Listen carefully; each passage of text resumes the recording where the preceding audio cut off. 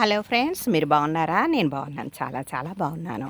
మీకు ఈరోజు నేను బెండ తోట చూపిస్తాను.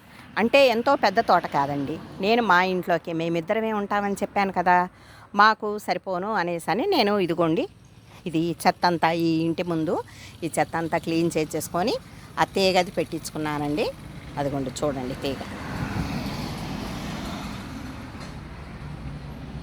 తీగ పెట్టించుకున్నా.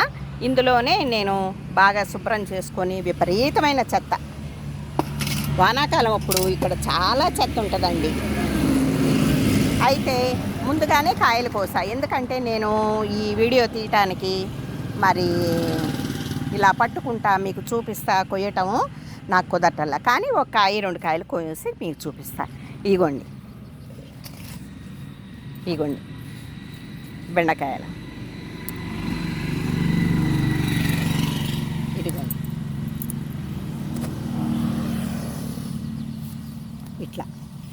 ఇలాగుంటాయి. కోసేసరికి మీకు ఏమీ లేనట్టుగా కనిపిస్తుంది. అలాగే ఆకులు ఒత్తైపోయి దగ్గరకు వచ్చేసేసి ఇదిగోండి ఇలా చీడలాగా వచ్చేస్తుంది. అందుకనేసని ఆకులు కూడా కోసేసాను అనమాట. ఇదిగోండి ఎండిపోయినవి పడేసేసాను అనమాట. ఇదిగోండి ఇది నా చిన్న గార్డెను. బెండ చెట్లు వేసుకున్నా చాలు, ఇవే చాలా వచ్చినాయి. మేము తినంగా కూడా రోజు వస్తాయన్నమాట. కాయలు రావటం మొదలు పెడితే ప్రతిరోజు కొయ్యాలి. బెండకైతే ఉదయమో సాయంత్రం కూడా కొయ్యాలి, ఎందుకంటే బెండ ఉట్టిగానే ముదిరిపోతుంది. ఇప్పుడు మీకు సపోజ్ చూపిస్తా. ఇదిగోండి ఇది బెండ, ఇది కరెక్ట్ అయిన సైజు, కానీ మనం కోసినా కూడా ముదిరిపోతూ ఉంటాయి అన్నమాట.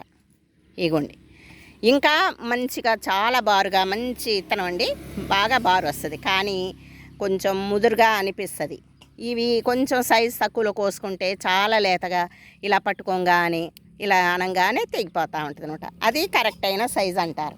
చాలా బాగుంటాయి. ఇగోండి చూడండి, చేత్తో కత్తిరీయటానికి ముళ్ళు ఉంటాయండి, బాగా ముళ్ళు వచ్చేస్తున్నాయి. ఇదిగోండి చూసారు కదా, ఇవి లేతకాయ అన్నమాట. ఈ లేతకాయ వల్ల బాగుంటుంది, మనం ఏమైనా చేసుకోవచ్చు. కొంచెం ముదిరితే ఏమవుతుందంటే పెద్ద సైజు దాకా మనం కొంచెం చూసామనుకోండి, రోజుకు ఒకసారి కోస్తే చాలా ముదురుకాయలు వచ్చేస్తాయి. ఇగోండి ఇవి సాయంత్రం అయినా కోసుకోవచ్చు, లేదా రేపైనా కోసుకోవచ్చు. ఇది సాయంత్రం కోసుకోవచ్చు, ఇది సాయంత్రం కొయ్యచ్చు, ఇవి సాయంత్రం కొయ్యచ్చు. రేపటికైతే చాలా పెద్ద సైజుకి వస్తాయి. లైట్గా ముదిరినట్టుంటాయి, కానీ పర్వాలేదు, కూర అయితే చేసుకోవచ్చు. కానీ అందరు ఇష్టపడరు, చిన్న కాయలనే ఇష్టపడతారనమాట. అందుకనేసేసని నేను ఉదయమో సాయంత్రం నేను కోసేస్తానన్నమాట.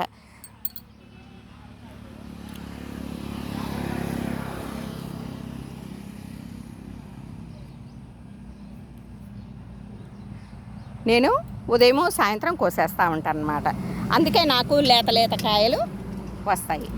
నేను చుట్టుపక్కల వాళ్ళందరికీ ఉంటారు కదా మనకి ఇరుగు పొరుగు, అట్లాగా అందరికీ ఇచ్చేసుకుంటూ ఉంటానన్నమాట.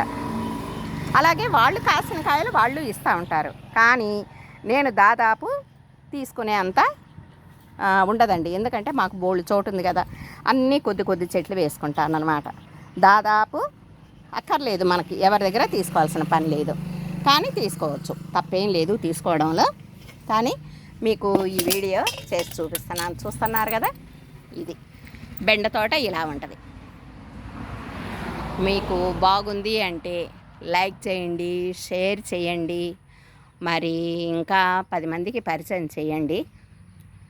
పిల్లలకు కూడా చూపించండి బెండ చెట్లు ఎలా ఉంటాయి, ఎలా కాస్తాయి. ఇగోండి చాలా చిన్న పిందెలు, ఇవి మొగ్గలు, ఇది పువ్వు, ఇది కాయ.